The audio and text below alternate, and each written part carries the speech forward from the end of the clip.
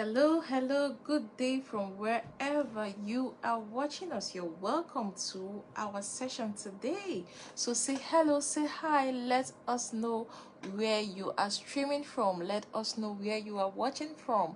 So what are your expectations for today? What do you expect out of the session today? You're all welcome. You're welcome to our session. My name is Choma Odukulu, and you're welcome to the Renewed Parent Academy. Here we share knowledge, we learn, we continuously learn because we understand that learning is a journey. So you're welcome to our book review. So we'll be reviewing this wonderful book, which is called Deep Work by Newport. We started reviewing it last week, and today we're going to review the last part, the last 4 chapters or the last 4 sessions of this book. So say hello, say hi. If you can hear me, if you're live, if you're joining us, just say something so we'll know you are here. Just say something so we'll know you are here. All right, you're all welcome. Yes, thank you, sir, for joining us. Yes, thank you for your time. Yes, thank you. All right. Okay, all right, let's move on to the conversation of today. All right, we're reviewing our book, this wonderful book called Deep Work by Newport. Yes, hello, sir, you are welcome. All right, today we'll be talking about 4 different chapters, and the first chapter we'll be talking about says work deeply. So the author of this book is telling us that we should work deeply. If we must achieve productivity, if we must achieve success in whatever we do, if we must get the desired result, the result we aim to get, we must plan to work deeply. Now, in a world that is bustling with so much notifications and endless of tasks to do, we are faced with endless of to-do lists, so many tasks to do at the same time, so many notifications. When you bring out your phone, you have different notifications coming into your phone. So when we are faced in this kind of world where we have bustling notification, endless tasks to do, how often do we truly immerse ourselves in meaningful deep work? Most times we just stop at the shallow work. We just do shallow work and we don't really go deep because there are a lot of distractions. Last week we talked about the characteristics of deep work and the characteristics of shallow work. If you've not watched that video, just go catch a replay and it's going to help you a lot. So most times in our day, most of us don't do deep work. We just focus on the shallow work because we are faced with a lot of distraction. We are faced with so many things that are calling our attention at the same time. And we went further to say deep work refers to the professional activities that you perform in a distraction-free and concentration that push cognitive capabilities to their limits. So deep work is the kind of work you perform in an area that is distraction-free. It's a kind of work that increases your productivity.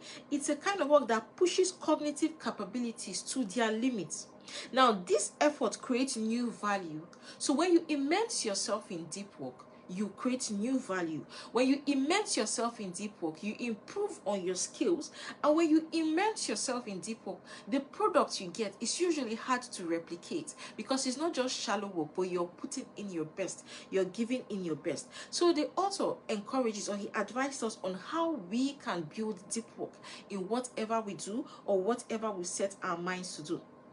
And he said, we must understand that one way we can build deep work is by imbibing or bringing in rituals to our activities and routines. So whatever you do you have a routine? Do you have a ritual? Or do you just go about? Do you plan your day? So your day must be planned. If you must immerse yourself in deep work, you must plan your day ahead of time. And we are meant to remember that we have a finite amount of willpower that becomes depleted as we use it. So our willpower becomes depleted as we use it. So we must always remember that whatever we do, we must put in our best to use the best time we have, put in our best with the amount of time we have. You must try to ensure that you put in deep work and not shallow work, because the willpower we use on a daily basis, it gets depleted as we use it. So we must always remember that. Now, the key for us to develop deep work habits is to move beyond good intentions and add routines and rituals to our working life. So we must move beyond good intention. What is good intention? Good intention is, okay, I want to read a book. But moving from I want to read a book to adding a ritual, to adding a routine that will make you to read that book. Good intention could be, I want to achieve something tomorrow, but you're moving a step further to setting the routine, the rituals that will make you to achieve that thing which you've set your mind to achieve. So we must move beyond okay, my intention, because intentions are good, but sometimes intentions do not produce us results. So we must go a step further. If we must build in deep work in whatever we do, we must go a step further to build in the rituals, the routine that can help us to achieve our results. So we must always remember that. Then the next chapter we'll be reviewing today says we must embrace boredom. Yes, we must embrace boredom. Now, what if the key to profound focus lies not in your constant stimulation? What if the key to your focus, you want to be focused? A good number of us want to be focused. A good number of us are faced with the challenge of distraction. But what if the key to your focus is not just in your everyday stimulation? It's not just in your everyday kind of activity. But what if the key to focus is in our ability to be comfortable with boredom?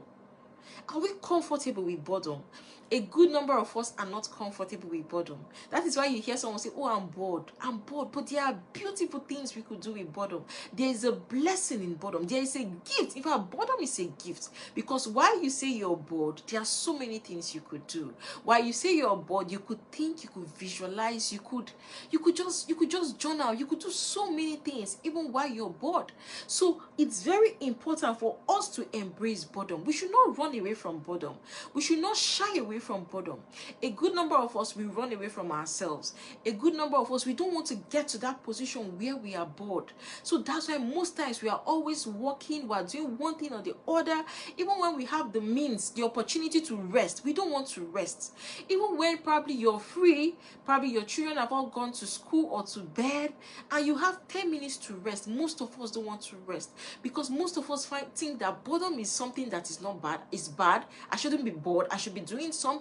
But the truth is that we can be productive while we are bored. In boredom comes productivity. In boredom comes results. In boredom comes thinking. In boredom comes great ideas. So we must embrace boredom if we are to put in deep work in whatever we do. So whenever you feel bored, or whenever your child comes to you and tell you, Mommy, I'm bored, teach your child that boredom is a gift. Teach your child that we should also teach ourselves first as parents that boredom is a gift. We must learn to embrace boredom. We must learn to sit with ourselves. We must learn to have conversations with ourselves. Most of us don't want to even sit with ourselves. Most of us don't even want to have conversations with ourselves. Most of us don't want to just sit still and look at ourselves in the mirror and have conversation. Most of us, we're not comfortable with being with ourselves. But we must get comfortable with being with ourselves. It's not all about you being busy all the time. You're one place, you're in another place, you're working. But at some point, we must sit down with ourselves. We must embrace boredom. We must get to reflect. We must get to think about the future, plan our lives. And most of these things comes in boredom, not when we are, we are overstimulated, we are moving around. So we must learn to embrace boredom. Embracing boredom involves training the mind. So embracing boredom is not something that might just come to us. You might just say, okay, I want to embrace boredom. We have to intentionally train our mind to resist the urge for constant distraction. So if we must embrace boredom as parents, we must intentionally train our minds to resist the need for constant distraction. Because as I said at the beginning of our conversation, we are faced with so many distractions in our world today. So many distractions, so many notifications. If you turn left, there are some distractions. If you turn right, there are some distractions. So if we as parents must embrace boredom, we must get comfortable. We must be intentional in training our mind to resist distraction. So when you have a notification on your phone, you must train yourself so that you don't have to respond to every notification that comes your way on your phone. Or probably you're busy doing a task, you're writing an email, or you're working, or you're spending time with your children, or you're doing something and maybe you just see a notification on your phone, probably a text message. We must intentionally train our minds to resist this urge of any form of distraction. And instead, we must remain present even during mundane moments. So we must learn to train ourselves to be present in the moment. We must learn to train ourselves to be mindful. mindful of the moment, mindful of the space, mindful of what you're doing, mindful of the activities you're doing. We must train ourselves to be mindful. So are you mindful of your environment? Are you mindful of the tasks you're doing now? Are you mindful of what you plan to do? So we must not fill our minds. Our minds should not be full with the problems and situations in the world, but we must be mindful. That is being present in the moment. Even when you feel what you're doing is a mundane task, even when you feel what you're doing is something that comes to you easily, it's a routine task, we must learn to be present in the moment. When we begin to train our minds to avoid distraction and to be present in the moment, we are definitely going to embrace boredom. And as I said earlier, in boredom comes creativity, in boredom comes productivity, in boredom comes great ideas. So we must train ourselves to be present in the moment. When you're having conversation with your children, be present with them. Don't be present physically, but emotionally you're detached. Don't be present physically, but you're not there. You're not answering their questions. You don't want to talk. You're not engaging. You're eating, you just finish eating and you go. You're not talking, you're not engaging with anyone. Even when you feel that this task is just a simple task, like for example, maybe you're talking with your child and you just feel, okay, this, what they are talking to, what they are discussing with you might not really, probably doesn't really make so much sense to you, but you must be present. We must get comfortable. We must train ourselves to be present in the moment. In everything we're doing, we must train our minds to be present in the moment. When we begin to train ourselves in this way, we are going to embrace boredom. Now, we must always remember as parents, sometimes we have attention residual. So when you switch from one task to another without plan, you keep on switching, it's very difficult for you to focus on the new task because somehow you have some form of your attention still in the previous task or still in the old task you're doing. That is why we must be focused. When you want to do something, just tell yourself, I am going to be focused. I'm going to be present in the moment. I'm going to carry on and do this task and not moving from one task to another, moving from one notification to another. When we do that, we have attention residual. That is frequent task switching. When we frequently switch in between tasks, it leaves remnants of our attention on previous tasks. So when you constantly switch between tasks, probably you've not finished task A, you want to move to task B. It creates a residue. It creates like a remnant of our attention in the previous task. And it does not produce so much results because we're not really focused on the present task. So we must learn to be focused in what we're doing. We must learn to be present in the moment. If you're doing a task, carry it on, get done with it before you move over to the next task. You're going to improve your productivity and your results that way instead of moving from one task to another. Another thing we have to do, we have to train ourselves to be focused. How can we train ourselves as parents to be focused? By resisting the temptation of instant gratification. So we must get comfortable with resisting this temptation of instant gratification. And in our day and time, instant gratification, an example could be checking your phones.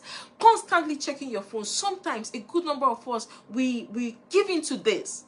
Constantly checking your phone. You have one message, you're checking who has sent me a message. You have an email, you're checking who has sent me an email. You have a notification, you quickly check who has sent me this notification. So we must learn to delay gratification. We must learn to wait. When we are done with our tasks, we can now pick up our phone and look at our phone. Not that you're busy doing a particular task and probably you have a notification on your phone and you quickly switch from what you're doing and quickly want to check the notification and come back to your task. No, we must train ourselves to be focused by giving away, by saying no to any form of distraction. So checking your phones probably during your ideal time. Maybe you feel, okay, this time is just ideal. It's just an idle time. I don't have anything I'm doing. Checking your phones, it kind of distracts you. It makes you not to be focused on the tasks you are doing. So we must train ourselves to be focused, because when we train ourselves, occasion, over time, we tend to build the muscle. We tend to build this focus muscle, because focus is very good, but sometimes we need to work on ourselves. In fact, we need to work on ourselves, not even sometimes. We need to work on ourselves to build this focus. And one of the way we can do that is to delay instant gratification. Delay constantly checking your phone. Delay constantly checking your text message. Maybe you're at work, you're doing a task, you're with your children. Drop the phone somewhere. Keep the phone and have conversation. Keep the phone and be present in the moment. When we do that, it's going to help us to build in more focus. Now, we must understand that effort to deepen our focus will struggle if we don't simultaneously win our mind from a dependence on distraction. So we must be intentional about winning our minds, winning ourselves, taking ourselves out from anything that is going to be a distraction to us. So we have to do the work. We have to put in the work on ourselves. Now, to succeed with deep work, we must rewire our brain to be comfortable resisting distracting stimuli. So we must intentionally rewire our brain. We must intentionally work on ourselves if we must achieve this result of deep work. And as I said, I've told us the things we can do. So we have to get to work and start to do what we need to do. If we must achieve the results we want to achieve, we must put in the work. We are responsible, so we must put in the work. No one is going to do the work for us. Then the third chapter we'll be talking about, the author said we must quit social media. Though he gave some analogy, he gave some examples, and he tried to do some, why we must be on social media, the reasons why you're on social media. Now, the tools that are designed to help us to connect, we must learn to use it for our benefits. We must learn to use social media for our good and not the other way around, and not social media using us. We must ask ourselves, what is the benefit why I'm on this platform? The benefits, what can you do? Can you check the advantages and the disadvantages while you're on that platform? So, for example, if you're on a particular social media platform, what are the benefits? What are the advantages? Are you there to connect? Are you there to gain knowledge? Are you there to connect with mentors and coaches? So the benefit, does it outweigh the disadvantages? Or the benefit, is it going to give you the result that aligns with your goal, that aligns with your principles, or that aligns with your value where you are going? So that is what the author was trying to say. So we must scrutinize our social media. We must not be in every platform because everyone is on that platform. Because we are all different, and we must get comfortable with the fact that everyone might not, Mr. A might be in a particular platform and Mr. B might not be in that platform. So we should not always follow the crowd. We should not always follow, what is trending. Everybody is on this platform. There are 100 platforms, social media platforms. Everyone is there. You must not always be there. We must learn to sieve. What is the benefits? Why am I on this platform? Am I getting results? The benefit or the reason why I'm on this platform, am I getting value? Does it outweigh me not being on this platform? So that is the question we need to ask ourselves. Now, we must evaluate the true value of our social media platforms. So you must evaluate the value. You're on Facebook, you're on Instagram, you're on different social media value. So you must evaluate, what is the value I am gaining from this platform. The truth is that if we must do this deep work, we must get to do the work on ourselves. You're on a social media platform. Have you sat down? Have you asked yourself, what is the value I am gaining from this platform? So we must evaluate the true value of all our social media platforms. And we must begin to consider their impact on our ability to focus deeply. The social media platforms you have you checked the value you're getting from it? Are you gaining knowledge? Why are you on that platform? Are you on that platform because everyone says they need to be on 100 platforms? Everyone says they need to be on 50 platforms. What is your benefit? Are you there to teach? Are you there to add value? Are you there to gain knowledge? We must sit down and ask ourselves, why am I on this platform? Why am I on this platform? This platform, is it a source of distraction to me? Is it taking me away from my focus? Is it taking me away from my goal?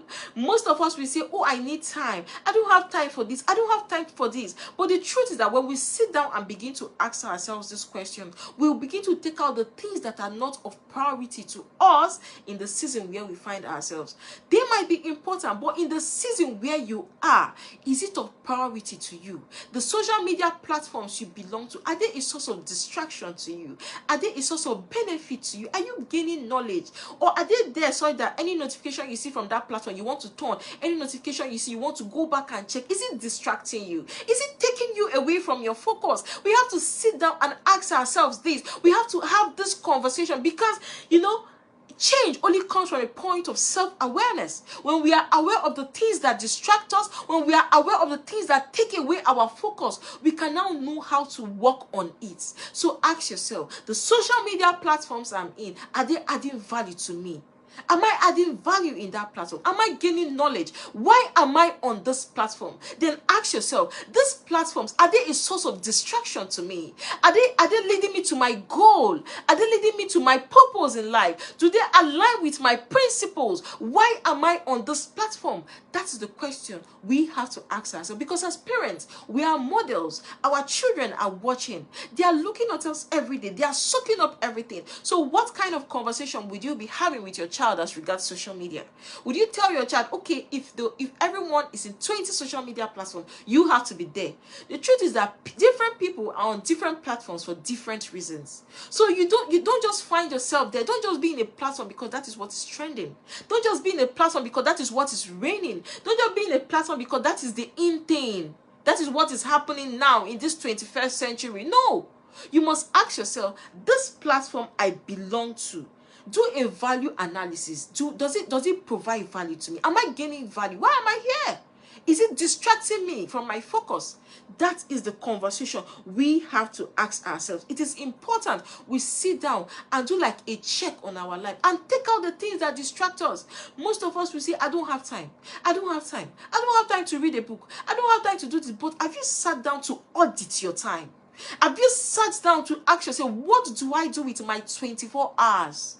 Have you sat down to ask, what are those things that are distracting me? I need to take away from my time. The social media platforms I'm in, all of them, are they a source of distraction? Do I need to take out one and be in one? Do I need to take out two and be in two? Do I need to take out one and be in three? Are they distracting me? These are the conversations we must begin to ask ourselves. Because if we don't have this conversation, we'll find ourselves in this space of switching from one task to another. You're getting notification from this social media platform, another social media platform. You're getting notification, you're switching. Before you know, you're exhausted. Before you know, you're burnt out. Before you know, the day is gone and you're saying, oh my God, I don't have time. The day is gone. But have you sat down to audit your time? It is important for us to sit down and audit our time. Do a check. Do like a check of what you spend your 24 hours on. And you're going to be shocked at the amount of time you can have to do those things that are of value to you. So the question is, where are you going? What do you want to achieve in life? What are your values? Where are you headed to? Don't follow the crowd because the crowd have where they are headed to. Follow your goal. Follow your vision. And anything that does not align with your vision on this journey, you begin to shed it out. You begin to take it away and begin to put in those things that will help you towards your goal. Those things that will help you in the achievement of your vision. Even the Bible says we should not conform to the pattern of this world, but we must be transformed by the renewal of our mind. Don't conform to the pattern of the standard of everybody joining this particular platform because of this. But you must renew your mind. You must constantly ask yourself, am I here for a reason? Why am I here? Is it a source of distraction to me? Can I be in one platform and still focus? Can I be in two and still focus? Can I take out this platform and still focus? We must have that conversation with ourselves. Then the next chapter, which is chapter 4, the author says we should drain the shadows. Now, what if the bulk of our busyness is merely shallow work? What if the bulk of our business, most of us say, oh, I'm busy, I don't have time, I'm busy. What if the bulk of your business is just shallow work, not actual productivity?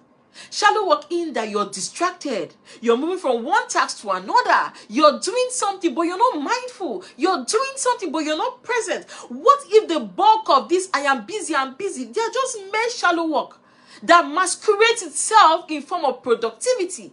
Do you know that sometimes you might just be busy running around in circle, but you're not really achieving results? You might just be moving around, but you're not really doing what you want to do. So we should ask ourselves, this I am busy, is it shallow work or is it deep work? Am I busy and being distracted? Am I busy and still switching from one task to another? This I am busy, I don't have time, the whole day is gone. Ask yourself, are you doing deep work or are you doing shallow work? Are you doing that thing amidst distraction so that at the end nothing is done, nothing is achieved? Sometimes busyness can masquerade itself in form of productivity. Sometimes we can say we are busy and it might seem like you're productive, but sometimes we're not really productive, we're just busy. You might just be doing a shallow work. So that is the conversation we should ask ourselves. So we must learn to reduce or eliminate non-essential tasks. What are those tasks you are doing that are non-essential to you? Reduce it or eliminate it. This season of your life, where you are, what are those things you are doing that are non-essential to you in this season? Can we begin to remove it? Can we begin to take it out? If you're a parent and you have toddlers, you have children within the age of 0 to 3 or 0 to 5, do you know that what is of interest to you will be totally different from someone that have children between the age of 7 to 10 or someone that have teenagers? So in this season of your life, are you paying attention to the things that are essential to you? Are you paying attention to those things that are of most importance to you? Are you paying attention to your children? Are you building them? Are you making them? Or are you paying attention to non-essential things? Are you paying attention to shallow work? Are you paying attention to those things that you're distracted and at the end no much result, and neglecting those things you should put in the deep work, like being there for your children, being there for your spouse, your husband, your wife, being there and following your goal? What are you doing? So we must learn to eliminate non-essential tasks. We all know what our non-essential tasks are. So go back, sit down and begin to eliminate them. The truth is that, nobody really cares. You must learn to focus on your goal. Nobody is going to say, okay, this person is a good person. How is this? Everybody's running their race. So we must run our own race. Don't look at the other. The last week we talked about the power of saying no. You can catch a replay on our platform, the Renewed Parent Academy. Most of us don't want to say no because you don't know what your friend will say. You don't want to say no to that invitation because you don't want your friend to say, oh, this girl, you too do. Most of us don't want to say no to 101 invitation on a Saturday when you have toddlers that have not seen you from Monday to Friday. What is non-essential to you? Can you begin to take it out? What are the things that are not relevant to you in this season of life? Can you begin to take it out? Can you begin to take it out? Because the truth is that our children are growing. You're not going to stop parenting and say, I'm going to continue when they are teenagers. No. You're not going to stop parenting and say, I'm going to continue when I've achieved the highest level of my career. No. Are you paying attention to this deep work? Are you paying attention to your goals? Are you paying attention to your values? Are you paying attention to your vision? Are you paying attention to the things and the people that are most important to your life? Are you paying attention to your children? Are you paying attention to your husband? Are you paying attention to your wife? Or are you paying attention to other people out there that are not that and other people out there, and giving less attention to the people that are dear to you, to your family, to your friends? What are you doing? Begin to take out non-essential tasks from you. Tasks that offer you little value. Those tasks that when you do, you are tired. You are drained. Little value. Can we begin to take out those things? Can we begin to replan our life? This life is just one. This life is one. So we must learn to take care of it. At the end, we must learn to be able to say, this is what I did. We must learn to give account. So begin by taking away non-essential things, non-essential tasks from your schedule or from what you do. Then begin to free up time for more meaningful and deep work. Begin to give time for more meaningful work. Begin to give time for deep work. Begin to focus on what is of most priority to you. What is of most priority to you is dependent on each of us. We all have different goals, have different visions, have where we are going to. Can we begin to focus on what is of importance to us? Can we begin to focus on our goals? Can we begin to focus on our priorities and not say, oh, and not be a people pleaser and wait, okay, I'm going to say no. I can't say no. I have to follow the bandwagon. I have to follow everyone. Can we begin to focus? It is important for us to begin to eliminate the non-essential things holding us back as parents. And we must learn to schedule every minute of our life. Don't schedule every day without scheduling every minute. Every minute is a time. Every second is a time. Can you give proper account of how you spend every minute of your day? Can you give proper account of how you spend every second of your day? Or do you think, okay, there's going to be a special time where you're going to sit down and achieve your goals? The truth is that sometimes you might not have that special time to sit down.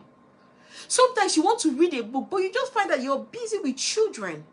You're having conversation, you're connecting with children. You might not even have the time to sit down.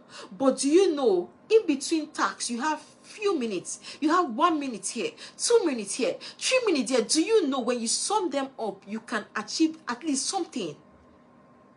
Can we begin to plan every second of our life? Can we begin to plan every minute of our life? We must learn to plan our life. Don't live life the way, don't just live life anyhow. I'll just go, anything goes, anything happens. The truth is that any time lost can never be regained. When we lose 1 minute, it can never be regained. We are all getting older. No one is getting younger. So we should learn to schedule every minute. Allocate specific time blocks for tasks to ensure intentionality throughout the day. We should be intentional throughout the day. Ensure intentionality in how you spend your time. Don't allow other people to spend your time for you. Don't allow other people to dictate how you spend your time. We talked about this extensively last week. Don't allow other people to come in and encroach into your time. Someone just wakes up from sleep and calls you and say, okay, oh, can you come here? Can you come here? Before you know, you're there. Before you know, it's time to pick up your children from school. You're in between, you're running late, you're in between traffic, you're burnt out, you're tired, you're exhausted. When you come back, you're tired. The day is ended. You can't engage with your children because you did not plan every second of your life. You did not plan every minute of your life. When you don't plan your time, other people will plan it for you. You should begin to schedule every second. Schedule every minute. Even if you don't achieve everything in detail, but put something in every minute. Put something in every second. Put something in every second of your time. Begin to schedule. And when you start to do that, you will see that you begin to say no to non-essential things. And also, we must learn, as I said, to focus on the deep work and not shallow work. We must also learn to establish boundaries. Boundaries, very important. Boundaries, very key for us. We must learn to establish boundaries. We must learn to say no when we cannot do it. We must learn to establish boundaries to minimize time spent on low-value activities. Establish boundaries. When you begin to establish boundaries, when you begin to communicate your boundaries to people, when you begin to tell people, no, I don't want to do this, you will find out that you begin to spend more time in activities that will give you more value. So we must learn to establish boundaries. When you are a city without a wall, anybody and everybody can come in. But we must have boundaries. We must learn to say, no, I don't want to do this now.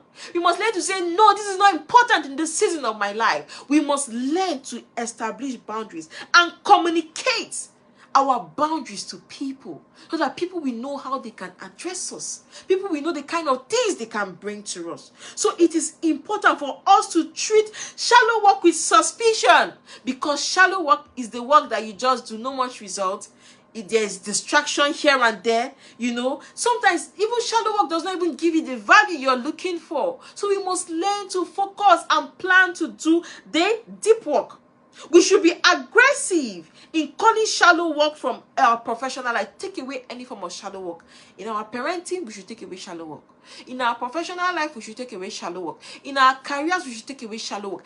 Anything you're doing, be mindful, be present, and try to put in the work. Avoid distraction. Just put in the work, and you're going to see your results is going to be great. Unlike when you're juggling between one task to another, doing shallow work here and there. You want to do this, you want to do this, you want to do, you check phone, you type message, you check phone, you do email. When you finish it, when you're in one paragraph, you go back, check notification. No, that is shallow work.